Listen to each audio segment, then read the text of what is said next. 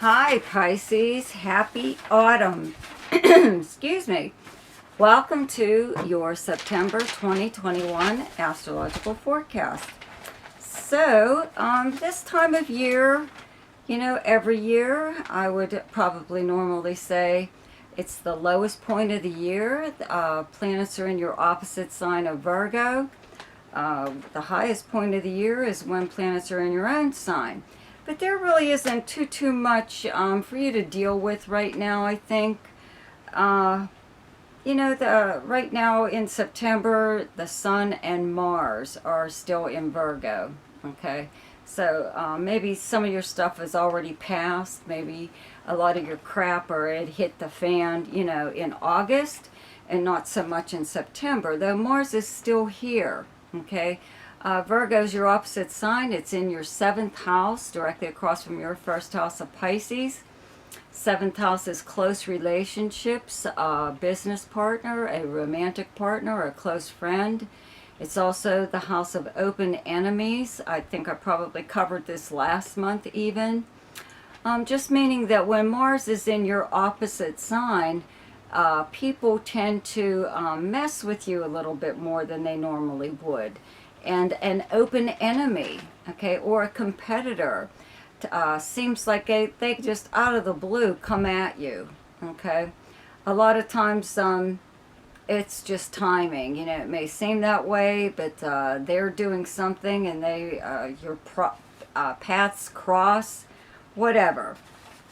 So this continues still with someone being like kind of aggressive towards you, a close friend or partner, okay, or again an open enemy or a competitor. Someone trying to maybe just push your buttons to get on your nerves, or just trying to push you into doing something, even if it's just like changing your mind. But a lot of times, if this is close relationships, so I'd have to say if it's a business partner, they want business done their way, or they want you to make some kind of move that could be risky, or something you wouldn't normally do. If it's a romantic partner, maybe they would like you to settle down, or you them. Maybe there's some kind of changes they would like to make in the relationship, but it looks like they want to be boss, and you're just supposed to, I don't know, fall in line or whatever, or listen to them. So, there's all kinds of stuff going on here right now. There's a new moon, though, in Virgo on the 6th. So that's going to bring a new beginning in this area of your life. That's what new moons do. Okay, so if we're keeping your mouth shut, okay, trying to, I don't know, get along or something with whomever may be doing this to you, that's got to end, really. It's an unhealthy period. But this new moon gives you the opportunity to do just that. It brings a new beginning in your relationships, okay, close relationships. So, if something wasn't working out, this is the time to turn over a new leaf. Either tell that person that exactly how you feel, and you're not going to go along with whatever it is they wanted. This is what you want. Maybe you both could work on it and come to some kind of an agreement or whatever. As far as a competitor goes, or an open enemy, that's totally a different story. I would just try to ignore somebody like that. But your close relationships, it's time for a new beginning. Okay, and that comes around that new moon. Now, there's a full moon in your sign on the 20th. Okay, by then, the sun will just be moving into Libra, more or less, like a day or so later. Mars is no longer in Virgo, it's in Libra. So you don't have to really deal with that, but it's still a full moon in your first house. So it brings anything that's been bothering you to the surface, okay? I would have to say it's one of your close relationships, okay? So this is when maybe you did have that talk or something. You started something new on the new moon of the 6th within your relationships, and you thought it was all squared away and everybody understood each other and all that. And then by the time the full moon comes along, you find out that that's not the case. that they're slacking back to their old ways. You know, they just let it go in one ear and out the other, and they're not really doing what you wanted. Things aren't really the way you wanted them to be. So that's what happens is, you know, again, a problem comes to the surface and you deal with it, so it can be done away with and you don't have to bother with it anymore. But I think that's probably what's going to happen is people will just tell you what you want to hear at first, and then they figure they can go back to their old ways. But you're not going to let that happen, right? Okay, so anyways, the sun is in Libra on the 22nd. Venus has been in Libra since last month and is here up until the 9th. Then it moves into Scorpio on the 10th. Mars moves into Libra on the 14th, and Mercury has been in Libra since August 30th and will be here all month. And then it turns retrograde on the 27th. And it really won't affect you too much this month because it's the end of September. It's like it'll affect you more in October, but I have created a link below in the description area to a video that I've done on Mercury retrograde, and you might want to listen to that, okay? So you know what to expect next month. But so you have all of these planets in Libra in your 8th house of your partner's money and resources, anyone's, other people's money and resources. This is a money house, okay? It's money coming to you through means other than earning it. It's an inheritance or legacy, an insurance payout, a legal settlement. It's a tax return refund. It's a refund of any kind. It's a credit from a bank or a credit card company. It's increased credit even, or a bank loan, you know, increase in the amount. It's, you know, bank accounts. Okay, so it is, you know, it could be, if you do own property with someone, or if you have joint bank accounts and credit card, you know, this is a time that maybe that's up for discussion. Maybe you and whomever might decide that you want your own credit cards. That way you don't feel like you have to answer to someone else, you know, or they're going over the statement and questioning your purchases. When you have an account that is in your name and your name alone, it doesn't matter if you are married, your spouse is not responsible for your account. Well, that's the way it is in America, that I know of anyway, so I'm just letting you know that. So a lot of times, you know, it is a good idea to have something just in your name.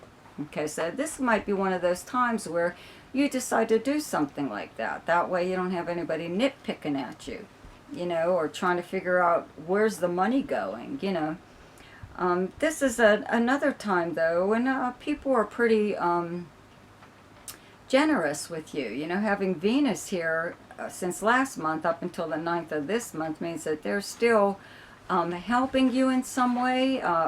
Other people's resources doesn't always necessarily mean something tangible or even money. A lot of times it's themselves, their help, even if they're just there to listen to you, you know, or you know, join you on some kind of I don't know, something that you have to do but you don't want to go alone, an appointment even, something like that. Okay, so you know, just having these planets here right now, especially the sun and that into October and Mars into October, just means that there's an awful lot of activity going on here. This is a house of psychic ability. You have Neptune in your sign. Neptune's your ruling planet. It does help your psychic ability, period. The other pretty psychic house is your 12th house, where you have Aquarius and Saturn and Jupiter that are there right now. So all of these things are kind of heightened, I would have to say, right now. So I would go with my gut feeling if I were you about anything, period, but especially about money, that I may possibly, that you, sorry, may possibly share with someone else. If you don't and it's just your money, I would really be looking into, is there something that's due to me? Was I supposed to receive something like an insurance payout, or a some kind of refund, or was I part of a legal settlement? You know, that even a class action suit, something like that, or you know, anything actually. The eighth house is also the house of transformation. So this is a time where you can actually do something like that. It could be just psychological, doesn't necessarily have to be physical.